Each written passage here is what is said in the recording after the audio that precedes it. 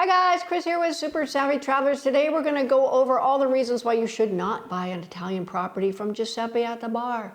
Now, the first thing I want to say is Giuseppe and the bar are both completely fictional. Neither one exists. However, we have had clients actually do this, and many times it has not been good, and I'll give you some examples in a second. First of all, know that when you arrive in a community in Italy, depending on where you are, I saw it a lot down south, and I see it here a little bit as well. Once the word gets out that you're looking for a property, you're going to be beset by everybody who has a cousin, an uncle, an aunt, a mother or father, whatever.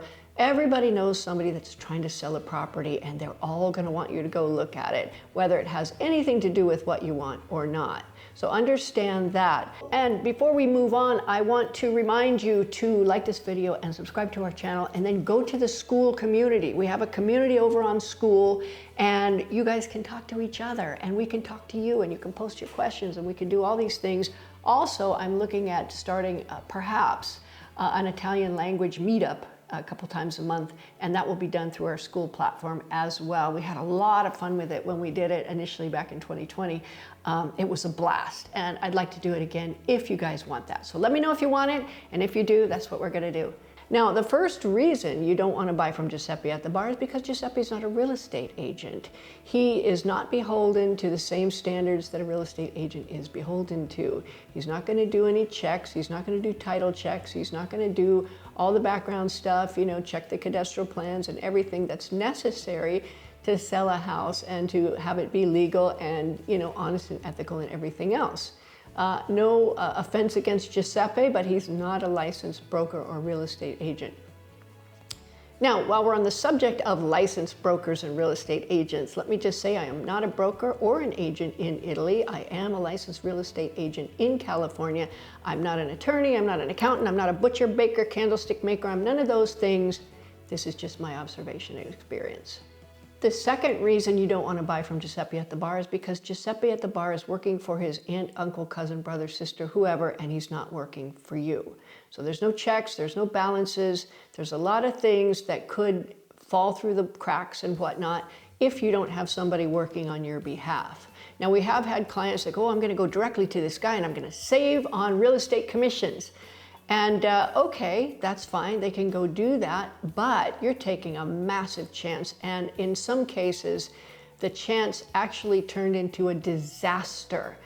So if you want to buy privately from somebody who doesn't have an agent, hire your own agent who's going to work for you. First of all, they're going to set up all the appointments, they're going to find an interpreter for you, they're going to make sure you have everything you need, they're going to be in communication with you. Yes, you're going to pay them a commission, and yes, the commission is due and payable when you sign the compromesso, meaning when you sign and pay the deposit. That's when it's due, not when the sale takes place. Understand that. So Giuseppe's working for his cousin or whoever, and your real estate agent is working for you. That doesn't mean it has to be adversarial, very much doesn't mean that, but you both have somebody in your corner. Now, the third reason you don't want to buy from Giuseppe at the bar is the very real perception that foreigners and Americans will pay way more for a property than the locals will pay. And I hear that not only from the locals, but also from other Americans.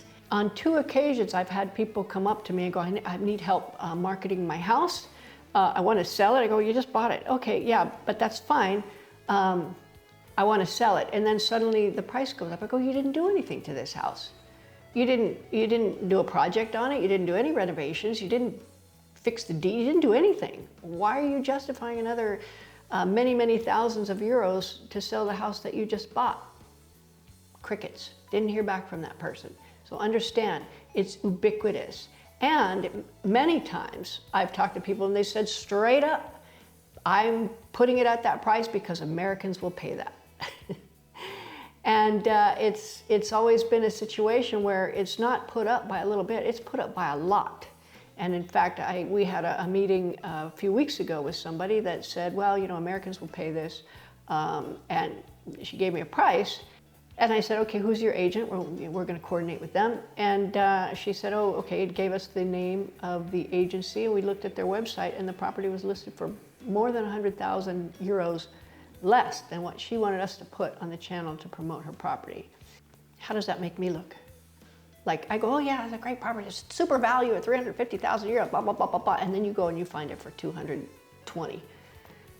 Not good. I don't do that. And if I see that happening, I don't deal with that person ever again, just so you know. But it's a very real perception. It's probably based on reality. And some people come in and they want to pay a lot for a property that's exactly perfect for them. And great, they should. They should. But for whatever reason, that perception is very real and it's very ubiquitous, I will say. So understand that going in. That's why you need somebody like a really good real estate agent that knows the market, that knows the values of things. And you can ask them straight out, what do you think of this particular property? What do you think it's worth? And they'll tell you, I think it's out of market. And you go, okay, great. And I even asked a real estate agent here, you know, when we were working on one of our B&B properties, I said, what's the lowest they'll take? And he said, oh, it's this amount. I said, great, offer them that amount. They took it. It's amazing how different things are in California because you really can't do that in California. So there's a lot of reasons to use a really good real estate agent. All right, so the fourth reason that you don't want to buy from Giuseppe at the Bar is that sellers can tell you anything, private sellers, and there's no real estate agent to filter the information. And I'll give you a good example that we had with a client of ours. And she said, I met this guy, I don't know if it was a bar, I think it was actually in the bar. He's got properties to show me, so I'm going to go take a look. I said, okay, great, go take a look and let me know what you find and what you need help with. And she said, okay, and she went out and took a look. And the guy said, well, you know, this property is rented all year round as a short-term rental. It makes massive wads of money. And she's like, wow, that's great. And she came to me and she said, okay, here's what he says. And I said, okay, we've run B&Bs in Calabria for 5-6 years already. How is it rented all year round? Is there a special demographic? Do they have visiting nurses? I know it was near the hospital in Belvedere Maritimo. Maybe they have visiting nurses who are there and they rent, you know, and have special deals. No visiting nurses, no. And I said, okay, great, get the profit and loss statement. Let's take a look at it. No profit and loss statement. I go, okay, well, there must be bills, right? If the guy is running it as a legit B&B, there's got to be bills of something or some record of the money coming in. No, he doesn't have that. Oh. Okay, how about his Airbnb and Booking.com statements? He must have those. No, he doesn't rent it on Airbnb and Booking.com. I go, how does he get people in here all year round? Word of mouth. Excuse me. There is no rental in Calabria, along the Riviera di Cedri that I have ever seen personally, and I've seen a ton of them, that rents all year round. The season is July and August, and maybe if you're lucky, a little bit in June. And if you do like we do and promote, you can run into September and various other times during the year. But if you don't have your own YouTube channel and your own promotion and you're pushing out marketing all the time, you're not going to rent out your place for all year round. It's just not going to happen. So this guy basically pulled this out of his butt as a fact and laid it on the table. And if she believed it, if she wasn't smart and didn't do her due diligence, she would have fallen into that trap and found out that she paid way more because the price, a lot of it was based on, you know, the fact that you could make all this money all year round in this particular rental. So understand that these guys can say anything. Sure, you can go around and sue them. Well, good luck with that because the Italian legal system grinds very slowly and good luck proving, you don't want to do that. You must do your due diligence. Now, if there was a real estate agent involved, that real estate agent would have said, you know, that sounds a little fishy to me if they're a good real estate agent. And the ones that we've worked with are very good. And they'd go, okay, you might want to look into that. So be aware that these things do happen. So my advice is if you want to buy privately, go ahead, but pull in a real estate agent and pay their commission as a fee. You're going to get all of the expertise. They're going to be working for you on your behalf. So if you don't like that house, you can go find another one and the agent will be with you in each one. Remember, there's no multiple listing service in Italy. So if you go to this agent, they're selling these houses. If you're going to this agent, they're selling these houses.